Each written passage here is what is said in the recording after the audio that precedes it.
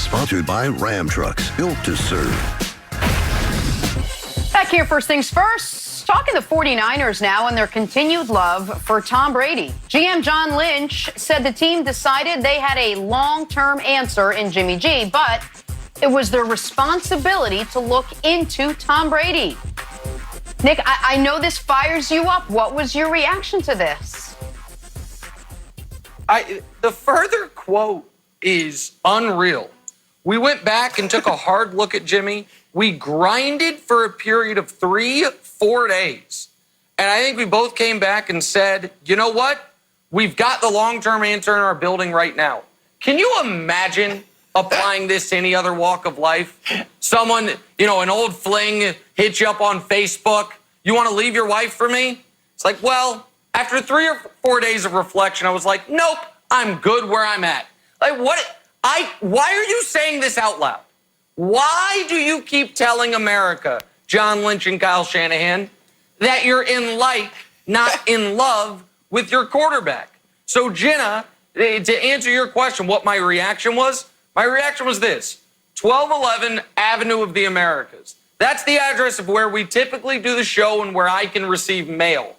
All the Niner fans who were sending me hate all year because I didn't believe in their quarterback, because I was being unfair to their quarterback, because I wasn't giving him credit because he actually had the best passer rating in the league on possessions following an interception, which is just a perfect stat and one people really care about. I feel about your quarterback the same way your coach and GM do, which is he might maybe be better than a 43-year-old coming off the worst season of his career. Like a counselor, Your Honor, I rest my case on what Jimmy Garoppolo is and what his coaches believe that he is.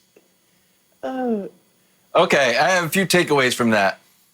Greg, and I'll kick it to you. The first is, I didn't realize you were getting that much physical mail at the office. Of 49ers fans are big fans of the written word, so that's nice. You have a big stack of written hate mail is nice.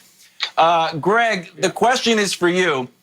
Is this really a concern that management needs to manage Jimmy G's ego? Are quarterbacks actually that fragile, or is this just part of business as usual in the NFL? It's both, but the quarterbacks are fragile.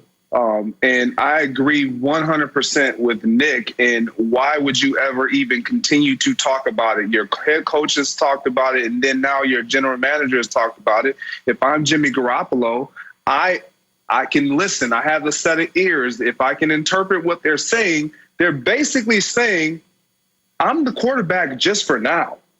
But for the future, there is some uncertainty. Obviously, if they were looking into Tom Brady the way that they had all exclaimed that they are. And so if I'm Jimmy G, I take some ownership and I do a real good self-assessment and make sure that I am the long-term quarterback that they are looking for. Because right now they have some preconceived notions that maybe he's not. Like, I don't know. And so he could be shopped. He could be replaced with a draft pick down the road. You never know. And if I'm Jimmy G, I want to ensure that I am that guy. So he better step up his passing game. We know that he can turn around and hand it off, but he better step up and be able to do some things damagingly in the passing game, dropping back and making sure he's accurate, consistent, and he's bearing the load, not so much that running game. Now, you guys make a great point. Nick, if you're Jimmy G, you just took your team to the Super Bowl. If you had one more quarter, you might have even have won that game. And now you're coaching your GM. They're out flirting with somebody else. Is Jimmy Garoppolo set for the future? I mean, could Brady have been a better answer for them? I mean, what do the next couple of years look like now when you know there's this little bit of doubt that has sort of crept into this organization with regards to their quarterback? So a few things. One is, in fairness, if that Super Bowl went 5 quarters, I think the Chiefs probably win by 31 instead of by 11. I don't think it goes in the other direction. That was trending bad for Jimmy G and the 49ers. I mean, listen, they were down 10 with 6 minutes left. They won by 11. I don't think it was turning around the other way. But if the Super Bowl was 1 quarter less, Jenna, they would have been Super Bowl champions. And so I understand the point. Listen, what the Niners are making clear is, the divorce would be too expensive, so I'll stay. That's what it is. Do we think if Jimmy G wasn't under contract, they would have chosen this? The Tennessee Titans have more faith in Ryan Tannehill than the San Francisco 49ers have in Jimmy Garoppolo. We are seeing that from choices they made. Ryan Tannehill was not under contract. They could have left. Vrabel could have reunited with Brady. Would have made perfect sense. Stay in the AFC, warm weather, winnable division. And the Titans looked at their quarterback situation, Ryan Tannehill, for 3 or 4 days, and they said, let's give him $110 million. The Niners looked at their quarterback situation for 3 or 4 days and said, I guess we'll stick with our guy who's 15 years younger, coming off the best year of his career. That tells you everything you need to know. So, Wilds, I agree with Greg 100%.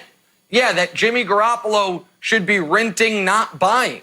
That he should not have full confidence that he is going to be in San Francisco long-term, Wilds. I know. Well, the real estate in San Francisco is so expensive. Renting might be the only option, too. Greg, I think the question here is like, what is Jimmy G actually supposed to do? If he came out publicly and he's like, hey, I want to throw it around the field. Turn me loose. Let me sling it down the field. People would be killing him because they're winning games working how it is. So I don't know what the guy is supposed to do. To me, and tell me if I'm wrong, he is taking the game plan and winning games and then getting criticized for it. What is he supposed to do? Well, it's not just about him taking the game plan and winning. It's the way that it looks. The optics are everything. And when you're a quarterback that was highly paid and you hadn't really shown a whole lot as far as leading a team to wins outside of the few wins that he won with the New England Patriots, you get paid, you come over here, and now you're the savior. You better play like it. We're talking about a franchise that was at quarterback with Joe Montana, Steve Young, great quarterback play. He has to be that next heir apparent. And right now, with what we've seen, it's not about Jimmy G. It's about Kyle Shanahan and his offensive scheme to get other guys open. All right, we got to take a break. Good